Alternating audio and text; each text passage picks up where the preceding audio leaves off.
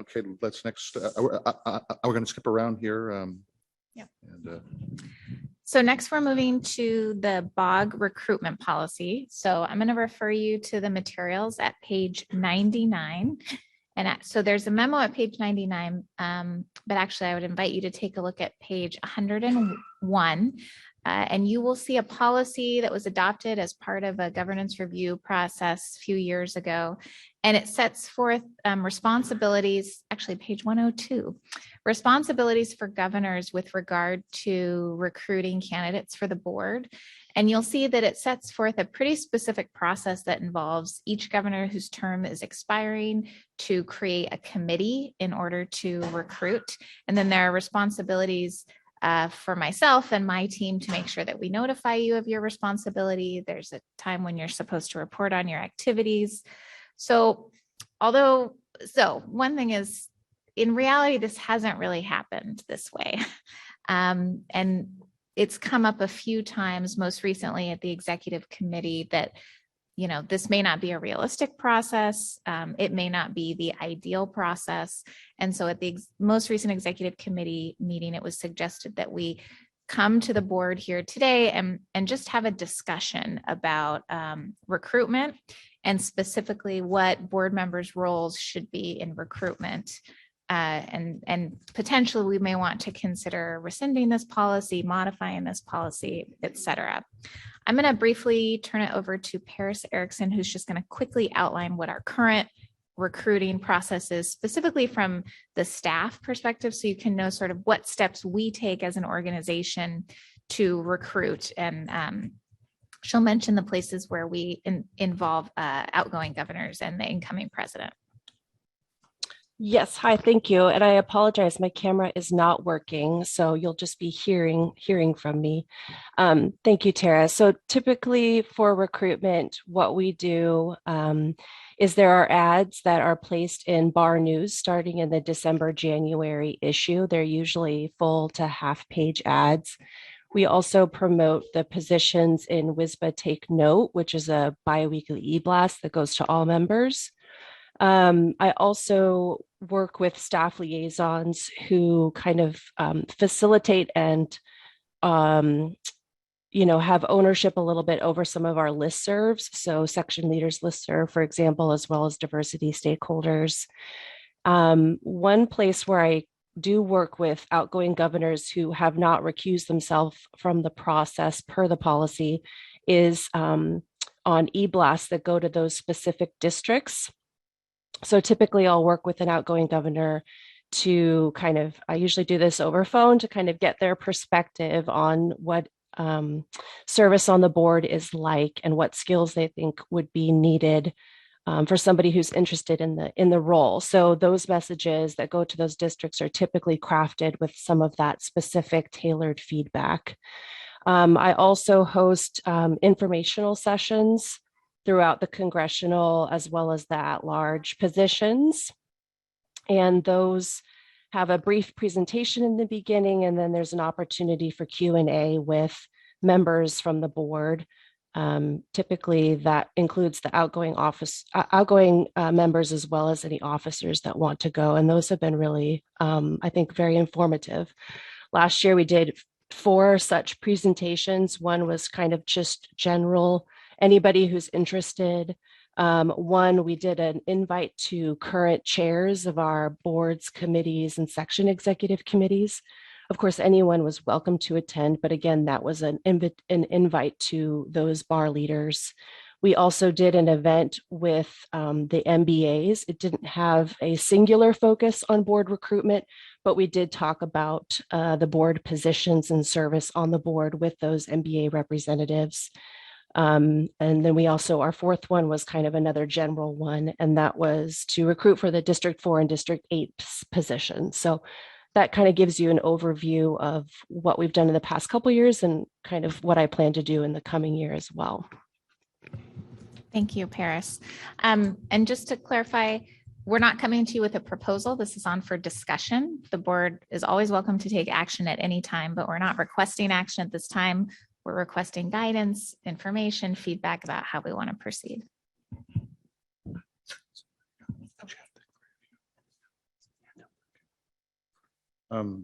Alec?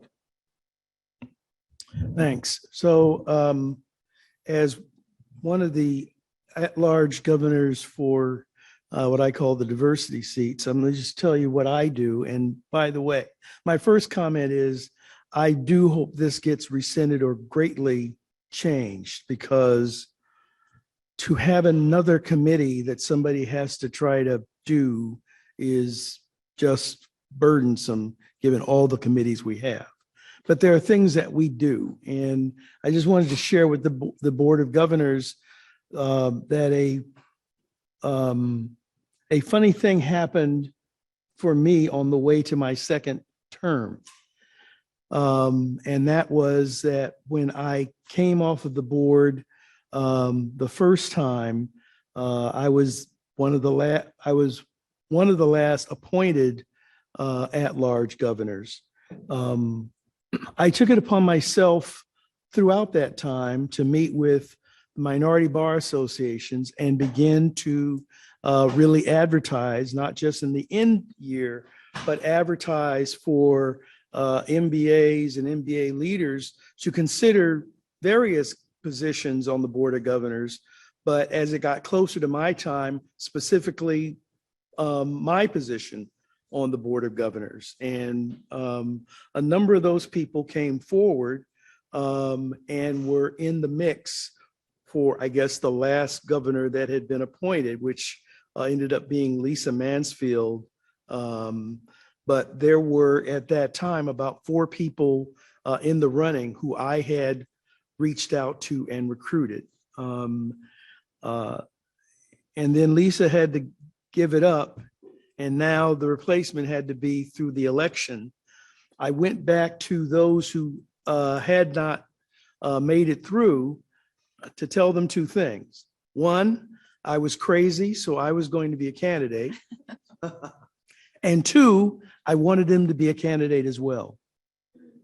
My view being, we are better served by a very strong field. And so I went to those folks, so it wasn't a surprise if they saw me on the ballot as well, but I wanted them on the ballot as well, and they were. And so that was something I did out of integrity to the position.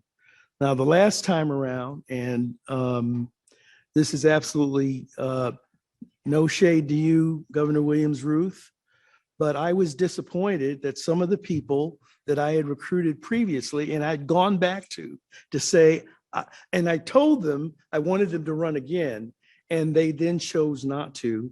I'm probably going to go back to them again saying, I want you to run again. But that's to continue to relationship build. So I intend to go to the MBA roundtable to do the same thing, as well as to the DEI Council. And I think Nam may remember when I brought this forward to the Diversity Committee, because again, and it's with the idea of generally recruiting and then saying, and by the way, my position is about to end. That's one part. Now, the other part that I think is very important, and I know I participated in, and I do think ought to be a responsibility, especially the outgoing governors, which is to make themselves available for the meetings that Paris arranges for people who are candidates.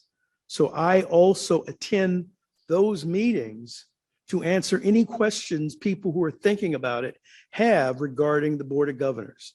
And I think that's very important. I think that is a duty, especially that the outgoing governors should make, which is to be available to the general field, aside from whoever they recruit, to answer whatever questions people might have about the position. And those 2 things I think are very, very important, but not another committee.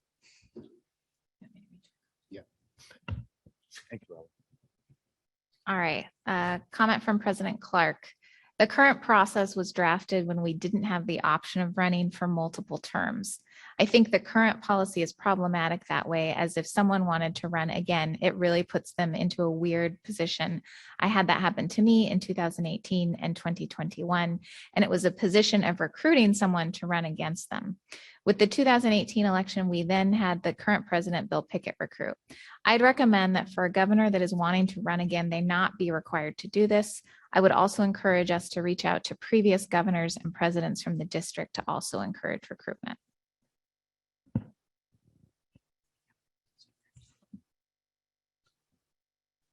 Thank you, Mr. President.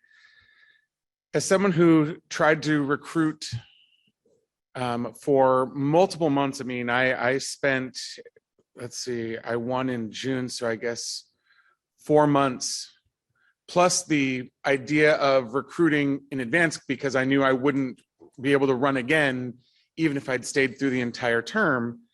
I had 6 people. And again, I was specifically looking over the mountains. I was hoping, and again, with no shade to Governor Catling, that we were going to get somebody representing the 8th from the Wenatchee area and that side, just because there had been term after term of Bellevue, East King County, but not over. And the end result on my recruitment efforts is that people didn't want to join this board. So I hope that what we talked about yesterday and where we're going to continue to go is that, you know, it's not just about us being out there and working with our local groups and the minority bar associations and raising awareness, but since this lovely little red dot that's recording everything, people can come back and see what we do, how we treat each other, the issues that we're taking up. Are we navel gazing? Are we looking at the association? Are we looking for the public and member benefits and the bigger picture? Because I was very much trying to stay neutral, and I didn't ask Paris or anybody, you know, who's applied, and I waited to see. But then I picked up the phone and I said, hey, you didn't even apply. What happened? And it wasn't flattering on us. So I think that whatever our policy is, and I agree with President Clark, that someone who's running again shouldn't have to recruit someone to be their opponent in an election. But knowing as someone who just tried and had people very interested, they were much more interested in being in their local county bar or specialty organizations that are within their own specific practice group for the territory area that they serve, because of all the reasons that we know exist. So I just hope that whatever our policy becomes, that we also look at the, you know, to borrow from Stephen Sondheim, you know, children will listen. Thank you. Sarah next. Thank you. I wanted to mention, because I think that everyone around here has said very good and altruistic things about some of the conflicts we see. Like, again, with Dan, you know, I want to let people know early that there's this new thing now, but I don't feel right about going and saying, like, I want you to run against me, but that's kind of odd.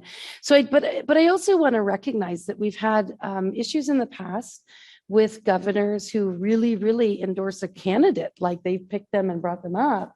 And there has just been conflicts as well, like having that particular governor like on a call with other potential candidates, basically like, well, you know, I don't know if you should run.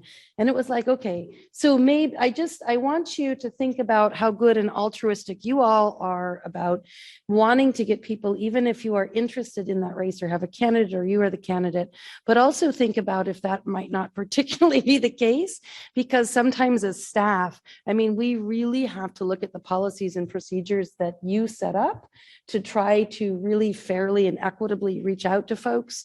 And so I just want to make sure that you think of all the possibilities that we as staff administering the process can fall back on to say, we really do want to encourage people and make sure they get a really good representation from the Board of Governors itself about why they should run and who should run. So thank you from the staff perspective.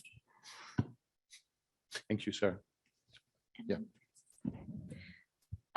So I think I'm hearing, I want to throw out a few questions or thoughts. So I think I'm hearing generally that there's not a lot of support for this existing policy.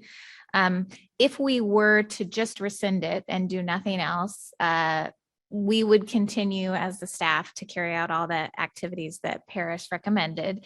And, there's no policy governing that. So we might look to improve them over time. We might change our approach, but generally we would still work to do recruitment and invite governors to participate in that. So that's what would happen if we simply rescinded it. I guess a question I have is, would you all like to see a new policy that governs recruitment?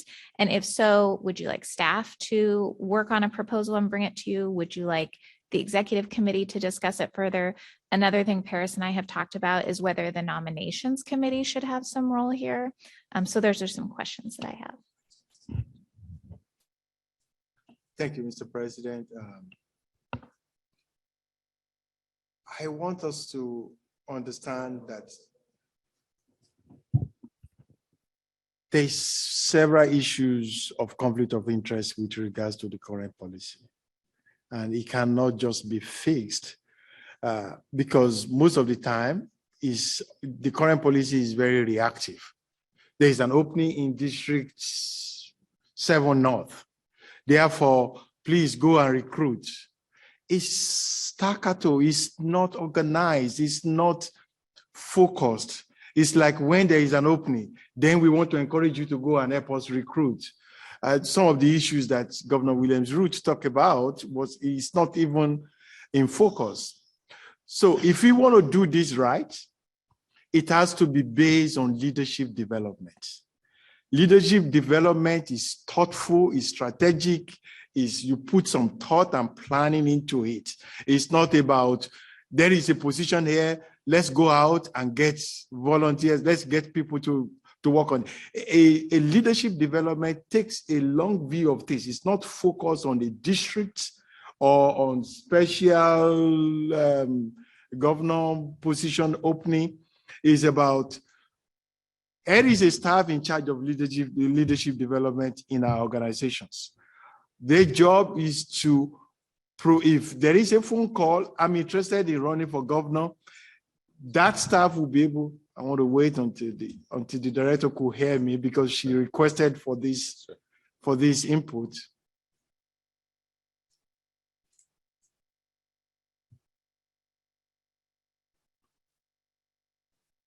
So if we're going to do this right, it will not be targeted or focused on any particular district. It will be recruitment for Board of Governors generally. And it's not going to be based on, I used to serve in the Judicial Selection Committee. And the planning for that is regardless of whether there is a position opening or not, we go out and let people know you can apply and go through the process and have that on file. So a leadership development will not be targeted or focused on any particular district. It will be, if you're interested in applying for Board of Governor positions, there is 1, 2, 3, 4, 5 things you need to be prepared for. Do I need endorsement? Who do I need to contact? What do I need to know? What practice area do I need to know? All of those questions are questions people ask me, by the way, and that we need to put into focus. And I think staff can do and provide this information without governors with special interest trying to be part of that, if it's possible. But if we think that governors have another time, like Alex said, another time to set up a committee or a council that would look into this and put a leadership development council together.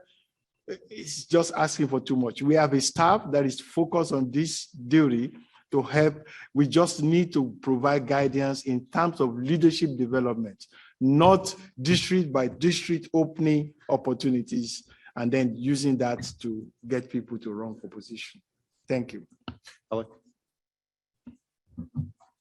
So I'm agreeing in part and disagreeing in part, Francis. But here's one of the things. First of all, I do think all governors should be recruiting others to become a member of the Board of Governors, regardless of where you're coming from. And I'm not talking about to try to achieve some sort of cadre that support me on the Board of Governors, but I'm talking about the idea of being in integrity and saying, we want you to join us. So I would hope, for example, at the section leaders, so you're talking about leadership development. Well, we actually have leadership being developed. I came out of the sections. And so, for example, at the section leaders meeting, that should be one of the agenda items that somebody from the Board of Governors actually come and make that pitch. And I think it's important for members of the board to make that pitch and not just staff, so that people can connect a name with a face and be able to do follow-up. But there are certain governors that are being elected at a particular time, and we should not drop that ball when certain congressional districts or at large are up for election. Because then you do need to, I think, focus and not be passive about saying, hey, we want people to come forward, really consider being a member of the Board of Governors. And you can do both. But like I said, one of the obvious areas to me, so when I go to the MBA roundtable, well, these are MBA leaders. And I'm looking at that leadership and I'm saying, who amongst you or who now more senior than you might want to step forward? But certainly at section leaders meetings, you know, that's where a number of people have already begun to actually get knowledge about the inner workings of WISBA. And it's almost like the next step or the next possible step in leadership. And oh, by the way, member engagement committee should be a part of that whole deal. Because to me, that is in a way the ultimate in member engagement, to not just be involved. And I'm not saying just be involved, but not being involved in a committee or a section or a council, but actually also, you know, being involved in that general recruitment effort being made for the Board of Governors. Can I ask a question? Can I ask a question specific on what you said? Sure. I'll let you. Go ahead. I may not answer, but okay. My concern is I'm okay with nobody can speak well about what it is to serve in this position than governors. I get that part. And that's why I said it should be under the rubric of leadership development. But when a particular opening happens and you are seeming to members that are not Board of Governors, you are tipping the scale. When you come into the district, or President Tollefson come into the district and said, we have an opening, I'm trying to encourage you, there is an appearance that sometimes governors tip the scale for their favorites. And when that goes into our membership, it looks like a body scheme. Like you're doing this because you want people that think and look and talk like you. And that is my concern. And I do agree that sections should be involved in this, in leadership development, in getting us. I do agree that Board of Governors, Paris can invite any of us to go into sections to talk about this is what we do on the Board of Governors. This is why you should apply to be part of the Board of Governors. But the conversation should not be about, by the way, if there is anyone that is going to talk about, by the way, there is an opening, it should be Paris. It should not be any of the governors. And the concern is deep. And I don't want to talk about any particular district. Okay. The concern is deep that there is an insider deal that goes on to become part of the board. And it's just not right. It doesn't sit well with our members. That's why they give up. I do see a need for us as Board of Governors. This Board of Governors in particular have come a long way. Okay, there is a perception out there that we need to change, and nobody can change it better than us. People come to me sometimes and say, what were you thinking? Don't you know what this place looks like? I said, things have changed. This is not your grandfather's Board of Governors. That is what I can say. And a lot of people now come to me. I have a meeting with someone the other day that was asking me exactly that kind of questions. And I was explaining that this Board of Governors, we get along, we work together, we do a lot of things together. And there is a hair of difference that we have now. But most importantly, we need to be able to go and talk to sections, to go and talk at county bar associations, at minority bar associations about the new Board of Governors that you have that is working well, that is working with each other, that is collaborative, that all of that. It should be targeted at leadership development, not specific races. It just tipped the scale. All right, thank you so much. Let's go to Jordan, then Kyle, then Nancy, then Brian. Okay.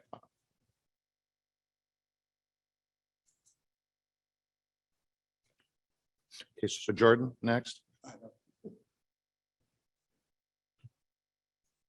You're Not on hearing mute. from Oh, great, Jordan, yes. You're on mute, Jordan.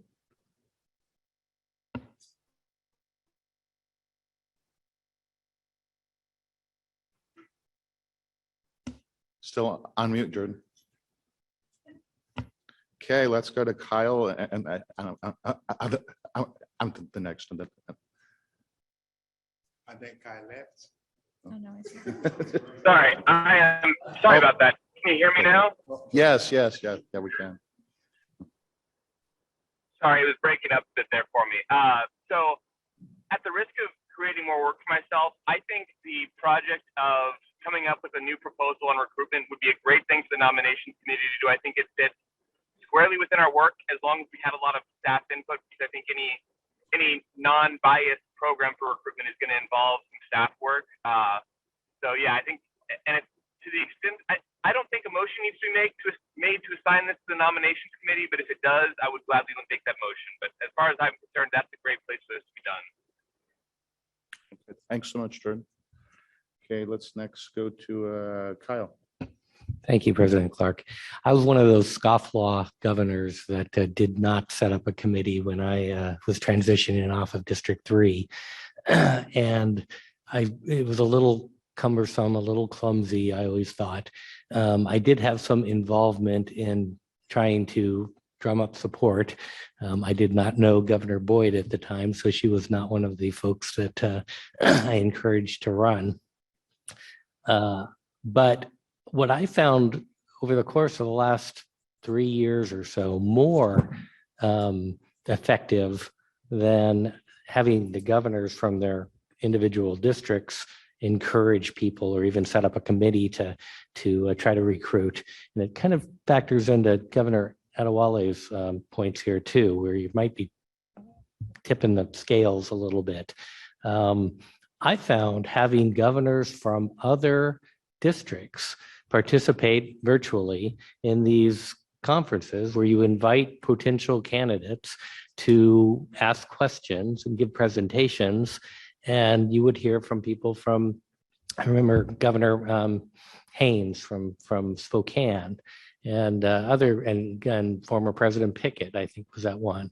And they weren't in the district necessarily for the people who were running. We didn't quite even know which district they were interested in, but they gave a perspective, not thinking anything differently than, these are people who are interested in applying and participating. And we had several people at each session who called in and asked questions.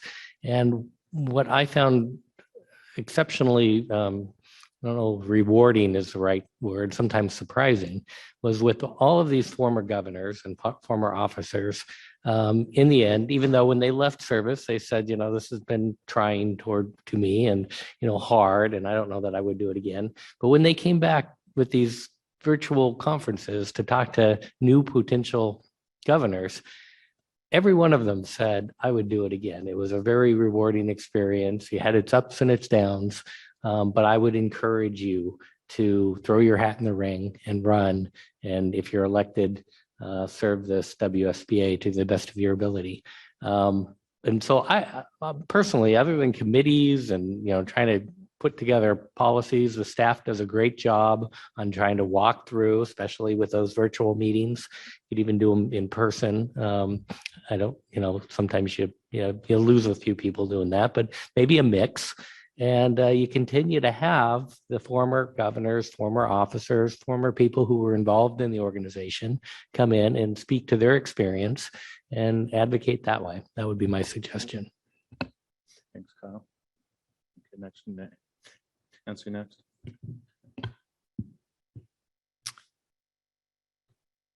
So I've been around long enough to remember when the suspicion was not that the Board of Governors would be replacing people with people friendly to them, but that staff was doing that. Not current staff, none of the current staff that have been mentioned. But, that was the fear.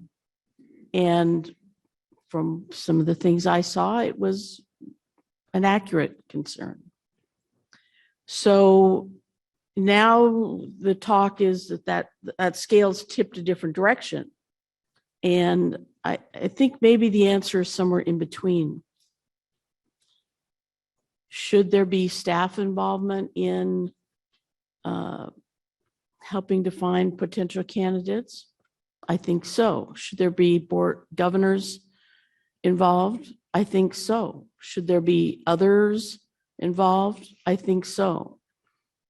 Our section, and I think it's part of the bylaws that the Board of Governors approved for the family law section. For our nominating committee each year, we have to have members of our executive committee, but we also have to have people from outside our executive committee. We were very fortunate this past year that Kari agreed to be our outside person before you took her over and scheduled all of her time. But when you have a group of people with differing backgrounds and different roles in the organization, then it's easier to put together a pool of potential candidates, and then your committee maybe divides them up and each person contacts 10 people and you kind of agree on what you're going to tell them. And then you see, usually out of, if I don't remember how many people I contacted, I think it was 10, because I've been on the nominating committee, I guess, last year. Most people tell you they're too busy or whatever, or I'm busy in my section or my local bar or whatever. But maybe you get somebody that's interested and they go talk to their family or their boss, but you end up with a pool of people willing to run, and you end up then with contested elections where issues can really be discussed. So I like some model of that kind of a proposal where it is a committee. It's, if it's only one person, not Kyle, of course, because Kyle would, can do it all himself. But if you have a committee of people, you get different perspectives, you get differing political backgrounds, you get, better diversity in your potential candidates. So I would urge the Board of Governors to come up with some sort of model that includes people from different aspects of the organization and broaden the pool of people that are considered beyond just who one board member might know or one staff person might know. I mean, we sat and looked at a printout of our family law section and looked at as many of them, especially it's easier to then say, gee, we want to try and find somebody from the Spokane area, the Yakima area, and then we contact those people. So anyway, good luck. Awesome. Thank you, Nancy, so much. Next, Brian. Thanks, President Clark. I just wanted to say that I think if you really have a desire to be part of this organization, you're going to do it. And nobody recruited me to do this. When I ran, I just saw the advertisements in the Bar News and thought, well, I think I'll file. And then after I filed is when I got the calls. I got the calls from the Jefferson County Bar, from the Grays Harbor County Bar, from other county bars that were in the 6th Congressional District. So people are going to reach out to you if you choose to, stick your neck out and see what happens. So that's the way I think the bar, our staff does a real good job of getting the word out and letting people know that this is a available position. And I just don't think it's necessary to really emphasize that much more than that. So much. So at this point, I think the board needs to decide what it wants to do for this next cycle of elections. They're going to come up really fast. So I might recommend you suspend this for now, or we strike it, or yeah. So.